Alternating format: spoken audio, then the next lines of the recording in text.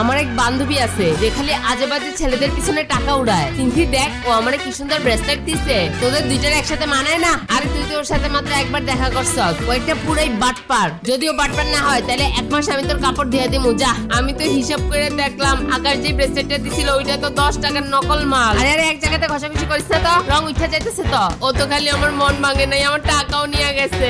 আরে তুই না বললি আর প্রেম করবি না? কিন্তু ও কিন্তু অন্যরকম, একদম লাজুক কিউট একটা ছেলে, দেখতেও হ্যান্ডসাম। আমার নাকি আজকে দামি কসমেটিক্স কিনে দিব। আরে তুমি ওর সাথে কি করো? এইটা আমার নতুন গার্লফ্রেন্ড, তোমার চেয়ে অনেক স্মার্ট। রাপ্পু, এটা কি তোমার সেই বুড়ি আর কুচিত চেহারার পুরানো প্রেমিকা? আরে বেবি ভুল বুঝো না, আমি তো ওর দিকে তাকাই না। ও আমার কাছে একটা এটিএম মেশিন ছাড়া আর কিছুই ছিল না। তোমরা কিন্তু বেশি বাড়াবাড়ি করতেছ। শোন, আমি তোদের সত্যিটা বলি, আমি অলরেডি চৌধুরী গ্রুপ থেকে 100 কোটি টাকা ইনভেস্টমেন্ট পাইছি। আমার আর টাকার অভাব নাই। তোদের ওই 2-4 টাকার দিকে আমি ফিরেও তাকাই না। ওর গায়ে হাত দেওয়ার সাহস দেখাবি না, তাই নাকি? দেখিতে তোর কত সাহস। ইয়া, ওরে আব্বা গো, পাগল নাকি? তুই ঠিকই বলছিলি, টাকার কাঁদিস না তো। ভালোই হয়েছে, ওর আসল চেহারাটা দেখতে পাইলি। চল ব্রেকআপ সেলিব্রেট করি।